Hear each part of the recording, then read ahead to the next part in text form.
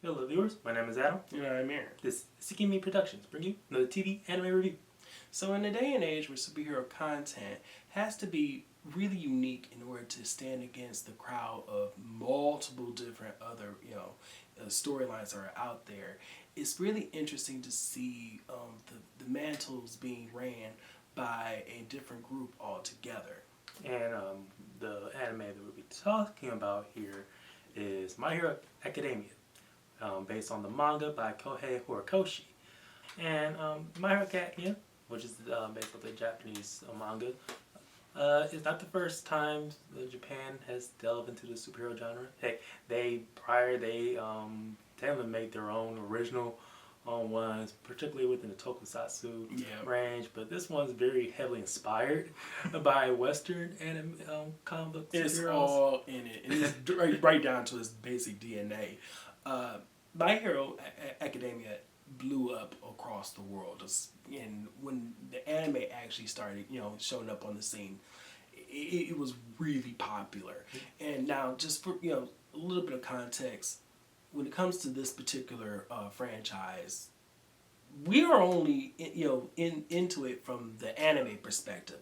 Usually when it comes to anime and manga, you're vice versa. Sometimes we get to the manga first, sometimes we get to the anime. This is one of those cases where it was strictly just anime. Mm-hmm. And like this, for the popularity of My Hero Academia, I would say that this is like by the end of this anime run, which started back in 2016 and finished in 2025. Now, Shonen has its cycles. Every generation, there is that triple threat that emerges in the Shonen that everybody gravitates to. One Piece, Bleach, and Naruto.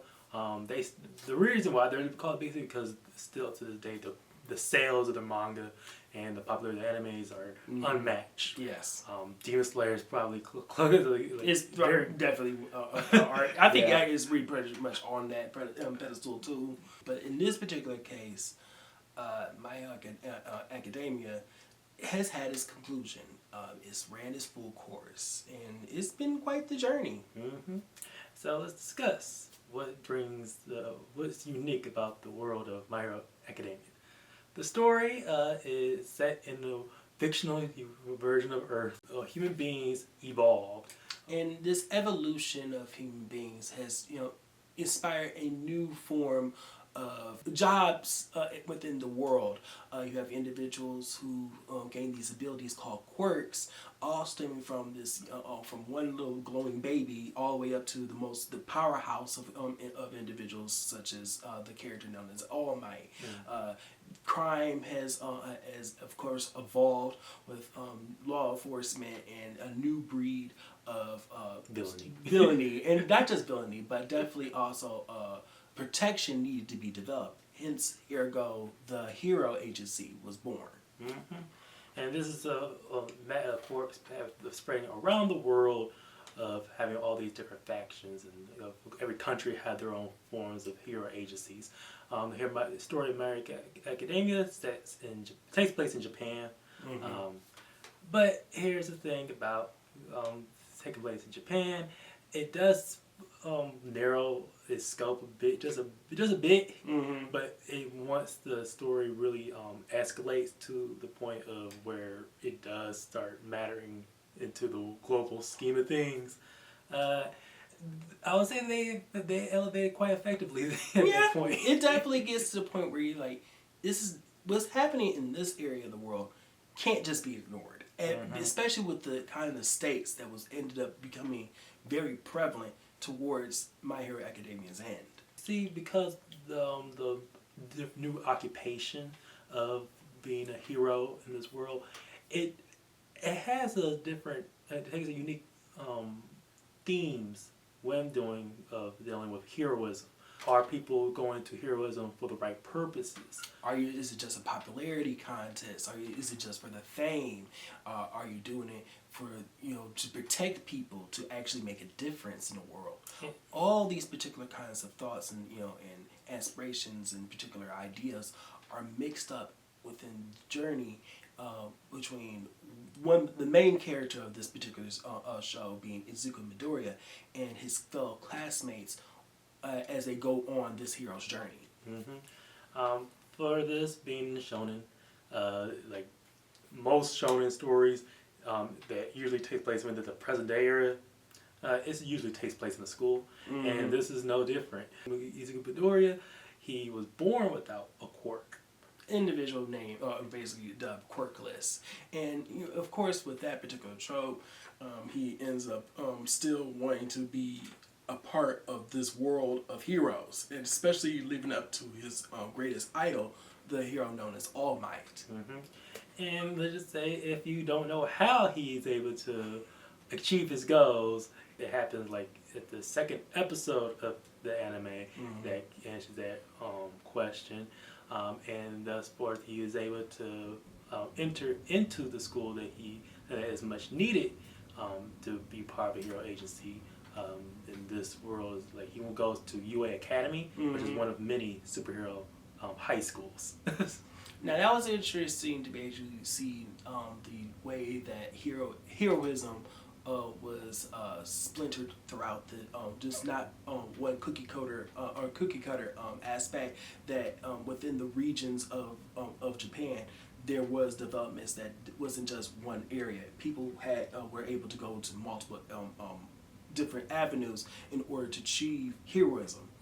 Being a hero is just as diverse as any other normal occupation that you'll find in the world, because being a hero is like somewhat similar to how a very famous celebrity in some cases, because also when it comes to hero agencies, marketability, publicity, all that stuff is actually very similar to another story, a superhero story that we'll discuss later on, The Boys, and once that series is done with this run.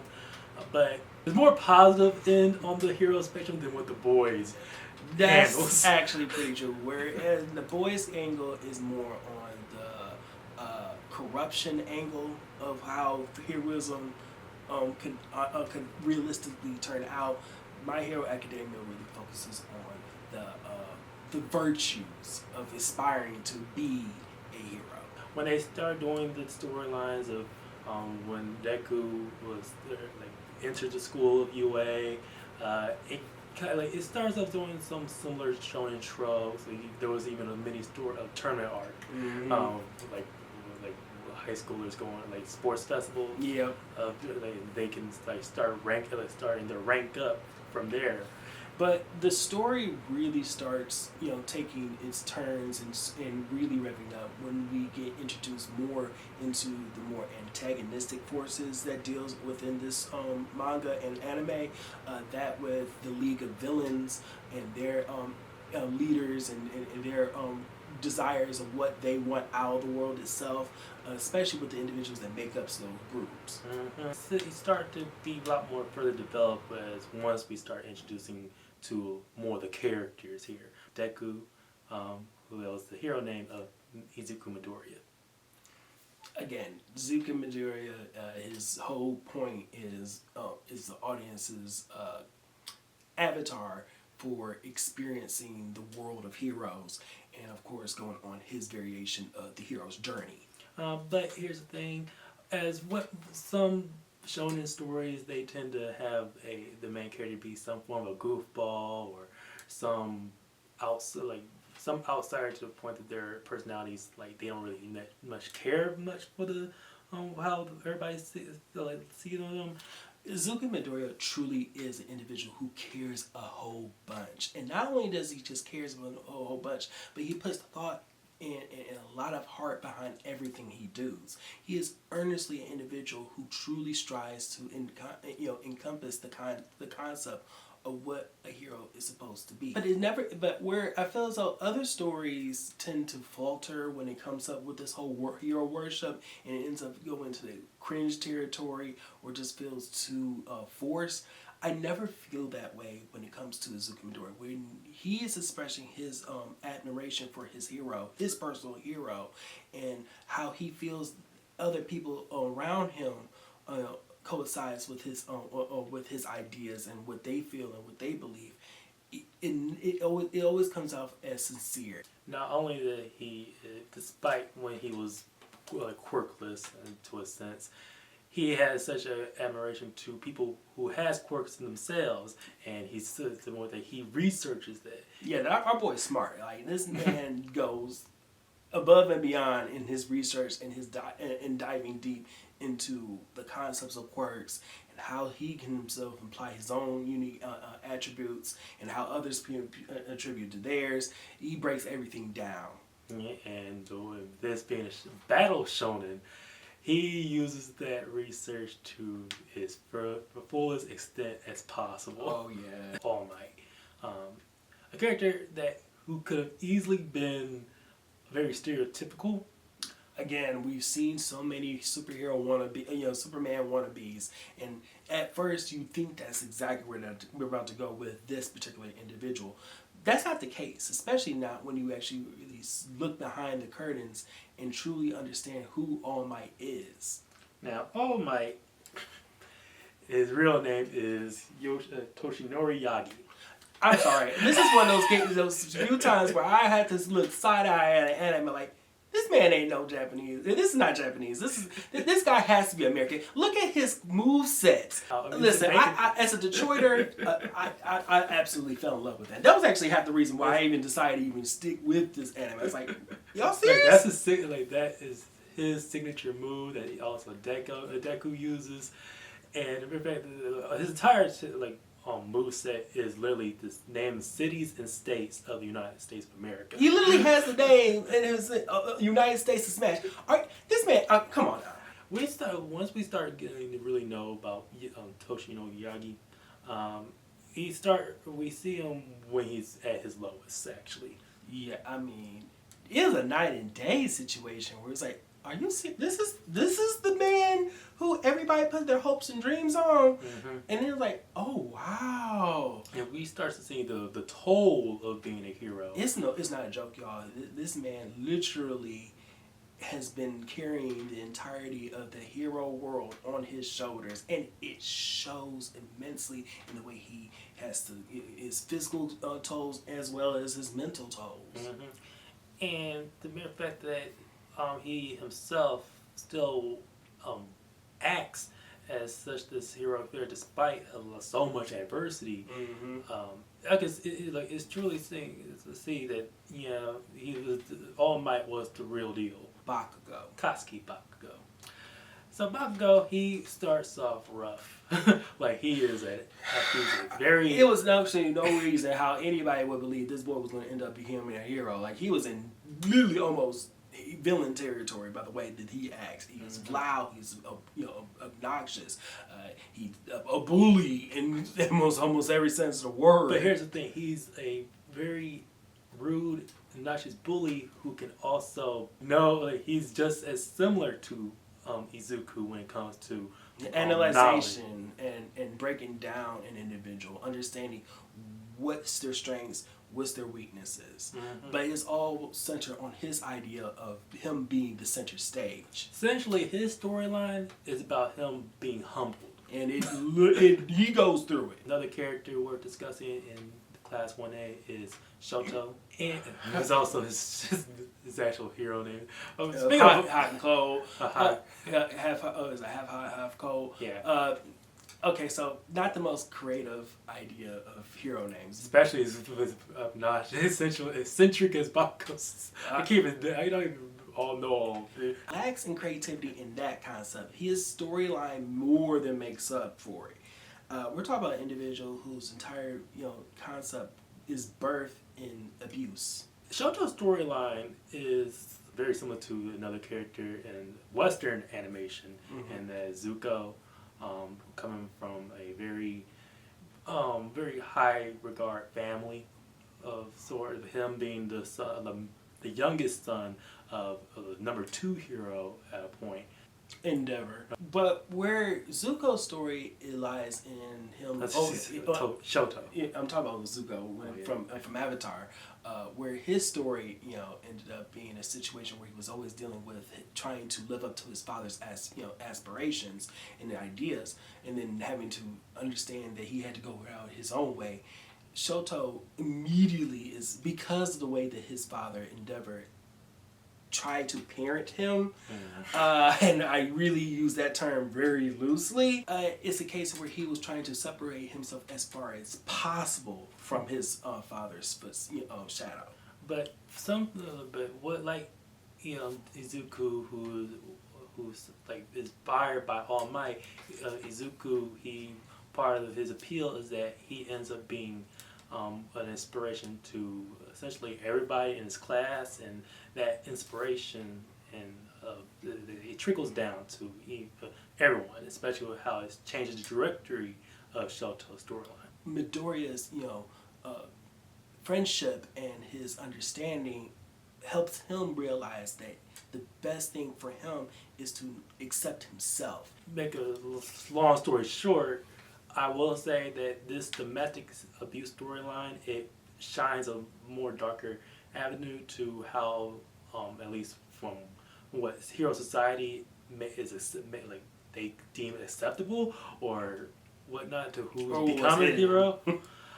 Clearly enough, I feel as though because of the severity and personal and intimate nature of the domestic abuse that went on the family, I feel as though how it started off with the story was is rough. Yeah. Not a lot of context was given enough in the earlier season. Thankfully, by the series end, I will say that that storyline with the tragedy that it flows with Shoto's family, it does end up being one of the most effective and emotionally core stories in My Hero. To the point that his story could easily been his own anime. Yeah, it really could. Because of how much it could have explored. There was a lot to delve deep into. And for the rest of you class 1A, I would say as far as anime stories that deals with school settings and like core central class, or individual or storylines that even not beyond just class that deals with multiple different characters. I do find My Hero Academia doing a well enough job making me interested in caring about a lot of the other extras, extras or classmates, as Baku want to say, that appears in the story. A hero story is only as good as his villains, and what we see in My Hero Academia, I would say from the villain storyline, it was a slow burn.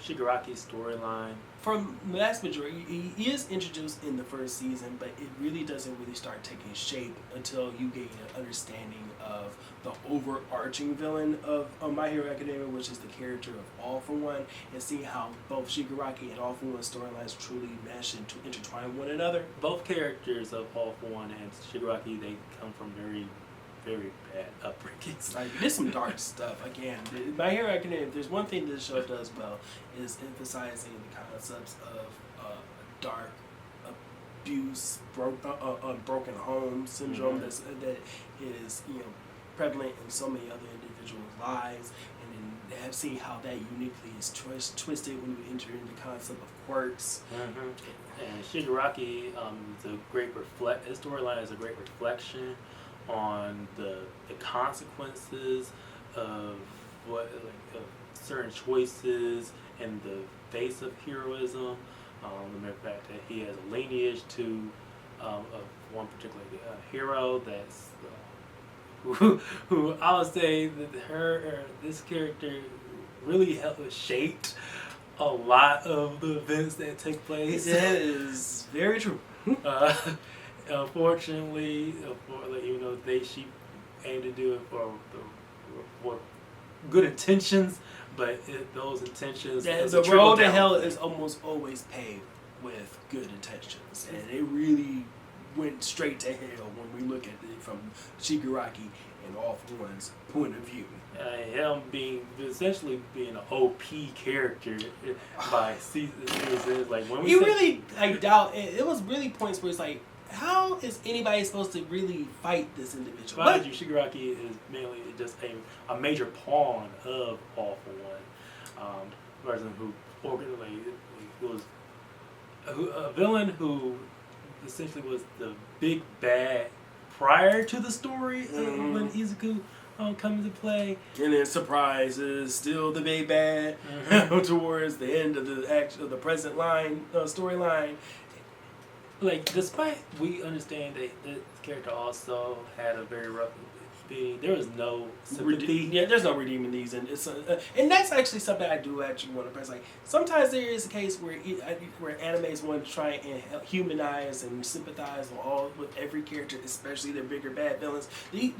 I do gotta give it up to individuals who like put it on the character, put the cards on the table, and realize like no, there's no redeeming certain people. For My Hero Academia to discuss like the very negative aspects to hero culture, one specific character who is also worth highlighting is the character of Stain, who is a hero known for hero killer Stain. Now, when Stain's approach with the concepts of really questioning what truly makes a hero compared to what the world of My Hero Academia wants to present to being a hero, made me truly and really gravitate towards this individual. Probably one of my favorite characters for the show in general. He's literally does put the spotlight on the core themes of the show, and it's nice that we like this character is also being explored even further in the spin-off series of My Hero Academia Vigilantes that's airing at the time of this video as well. For Hero Stain, he's a character that he's an instant fan favorite once he appears. Yes. He doesn't appear as often as I would like. I really there was certain points in the story I was like, it would be better if Stain was here. But when he is, his time is effective. There is come near the later episodes where they start another aspect to hero culture that apparently became an issue, it has always been an issue, but it is only highlighted in the last 2 seasons, is the issues of discrimination.